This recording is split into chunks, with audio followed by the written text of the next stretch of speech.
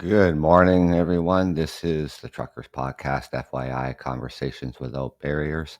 I'm your host, Doug from Ontario, Canada. It is September the 1st at 9:30 a.m. Eastern Standard Time. Hope everybody's enjoying their long weekend. This is Labor Day Monday, a stat holiday. It's just nice just to get back out here and start this Monday morning show, which I haven't done for some time now. Um, it is doable and moving forward with other shows, obviously, and coming back and doing the Monday morning show. So, hope you have your coffee, your tea. Maybe you need the hair of the dog this morning. I don't know what you did last night, but anyways. Um, Land trusts, reclaiming land, rebuilding communities.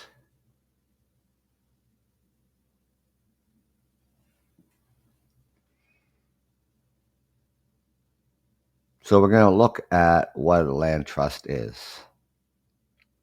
Something that could change the way we think about housing, land, and community power equals something called a land trust. If you've ever wondered why housing feels out of reach or why communities lose control of their own neighborhoods, this episode is for you. What is a land trust? So let's start with the basics. A land trust is a nonprofit organization that owns land for the benefit of the community. There are two main types.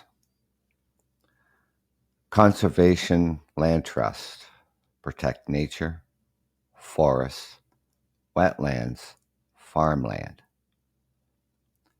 Community land trust, or CLTs, focus on housing and equity. Here's the magic of a CLT.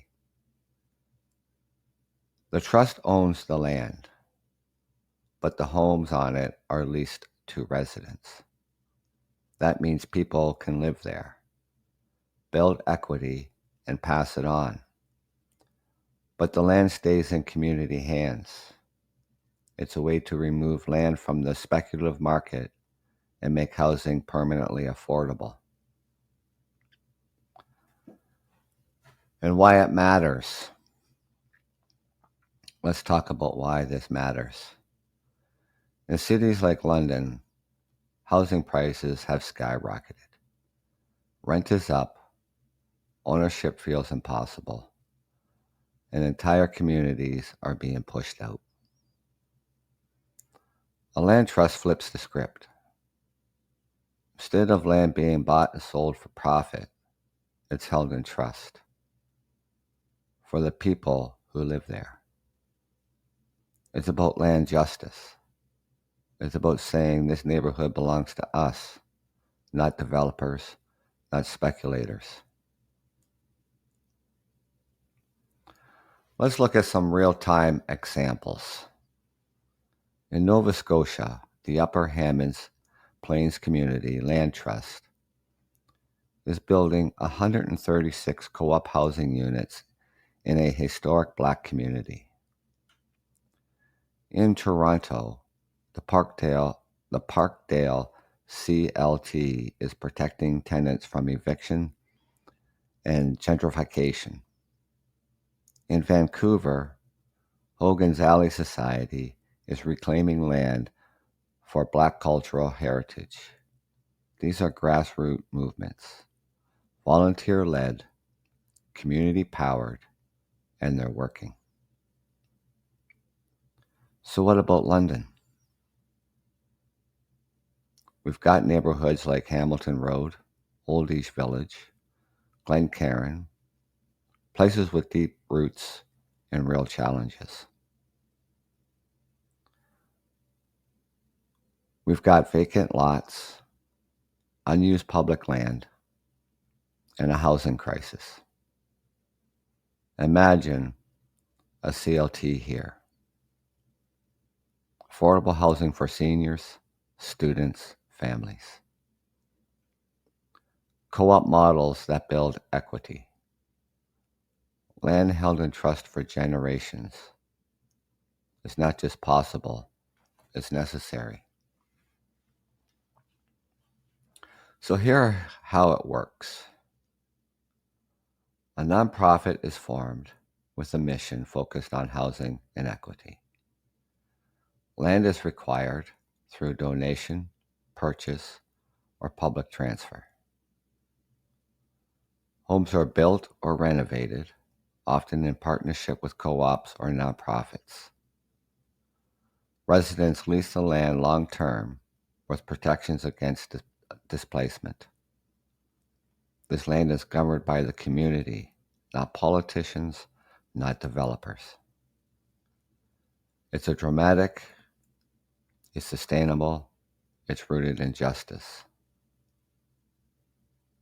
So what's next? If you're listening and thinking, we need this in London, you're not alone. Land trusts are growing across Canada, and they start with conversations like this. Let's reclaim land, let's rebuild communities, let's make housing a human right.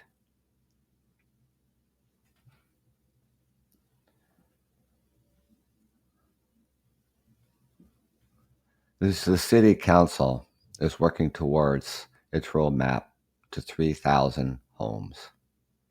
A plan to build 3,000 affordable housing units by 2027.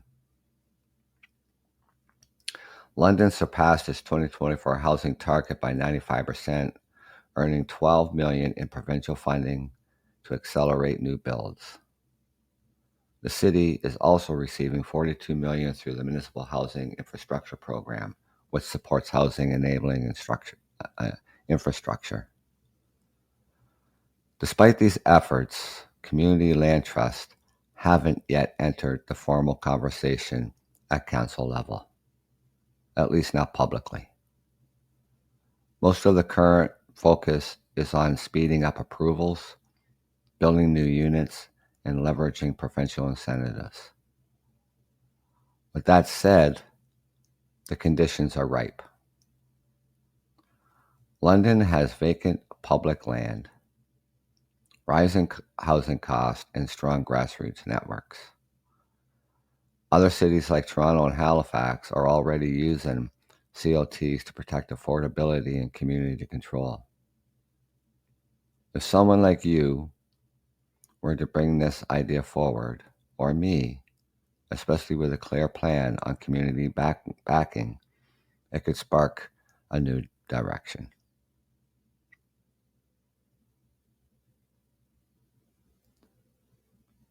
The target population, renters paying more than 30% of their income on housing.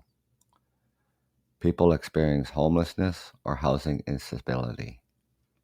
Seniors, newcomers, and individuals with disabilities. Working families who earn below the median income. Indigenous and racialized communities disproportionately affected by housing barriers. The city defines affordability as rental units costing no more than 30% of gross household income, or priced at below average market rent. Ownership units priced at 10% below the average resale price, or again costing no more than 30% of income. This isn't just about building homes. It's about reshaping the housing system to be more inclusive and sustainable. The plan includes partnerships with nonprofits, co-ops, and private developers, and aims to create a mix of supportive housing, deeply affordable units, and attainable homes for people who are currently priced out of the market.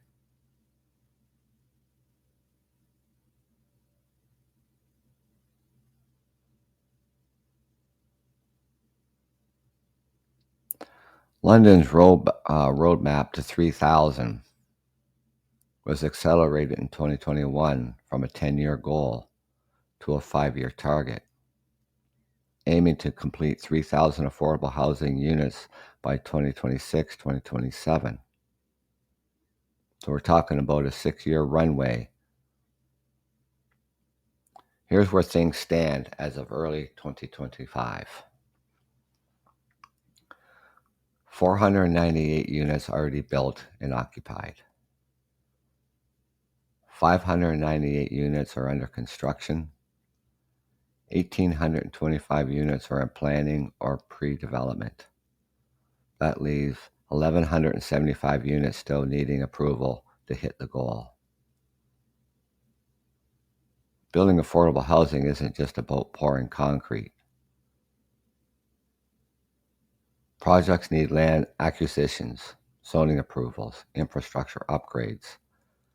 Nonprofits and co-ops facing funding gaps and rising interest rates.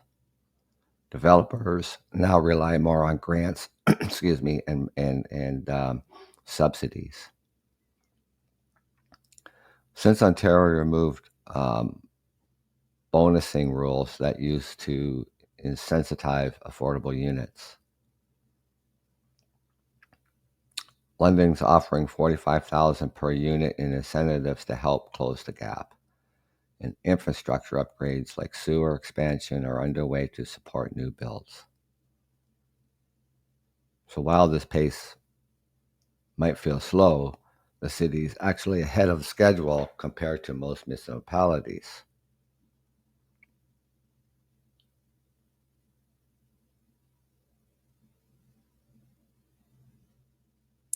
Vision Soho Alliance, Old Victoria Hospital lands, south of downtown, 690 units planned, half of them affordable. Mix of new builds and adaptive reuse of heritage buildings, led by 6 nonprofit housing providers. Areas like Oxford and Wonderland, White Oaks Mall, and Fanshawe Park. Zoning changes now allow up to 35-story buildings designed to support high-density housing near transit. Maximum building heights increased to 45 stories, incentives for mixed use and affordable units. Office to residential conversions encouraged. Neighborhood connector streets.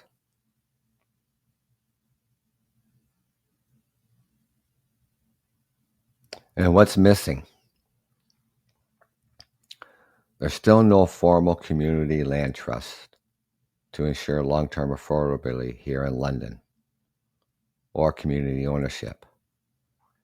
But these areas could be prime candidates, especially the Soho site, which already has deep nonprofit involvement.